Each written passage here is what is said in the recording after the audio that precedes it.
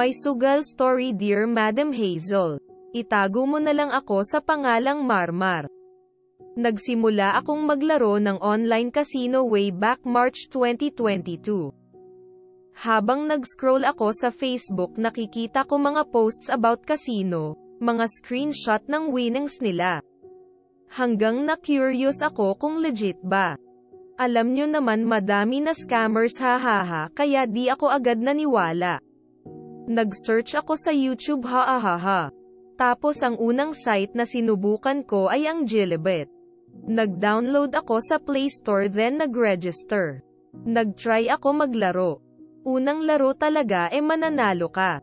Kaya nainganyo na ako maglaro. Nagsisimula na mag-addict hahaha. Hanggang sa nagka-cash in na ako ng malaki.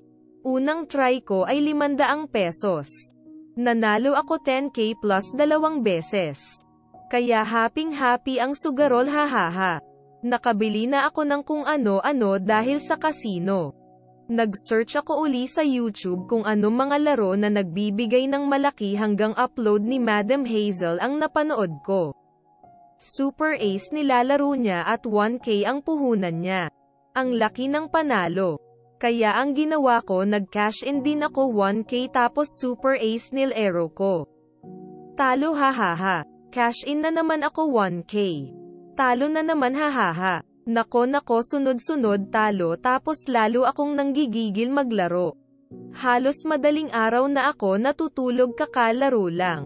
Umabot pa sa point na wala akong ma-cash inan pati ang kasinubukan kung itusan mag-cash in hahaha. Pwede sa kanila pero mahal ang bayad lalo na madaling araw na. Halos wala na akong nagagawa kasi maghapon puro casino inaatupag ko.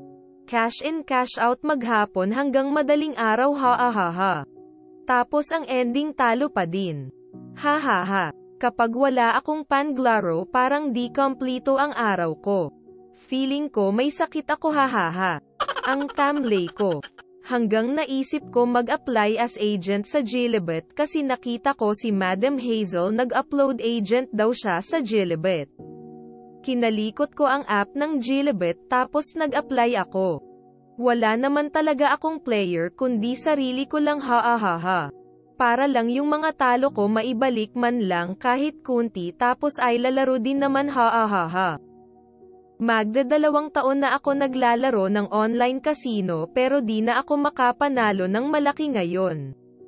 Sinumpa yata ako ng casino hahaha. Puro palugi pag naglalaro. Sa ngayon di na makapag-cash in ng malaki dahil poor kid na hahaha.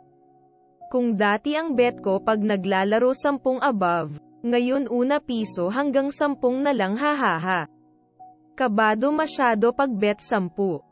Tapos balik uli sa piso 2 na bet hahaha. Namimiss ko na mga high bet ko dati hahaha. Mahirap kapag na-addict sa sugal. Huwag tularan hahaha. Yun lamang po. Gusto mo din bang i-share ang kwento mo? Mag-PM ka lang sa Facebook page na Kwento Mo kay Hazel. Salamat sa panonood. Hanggang sa susunod.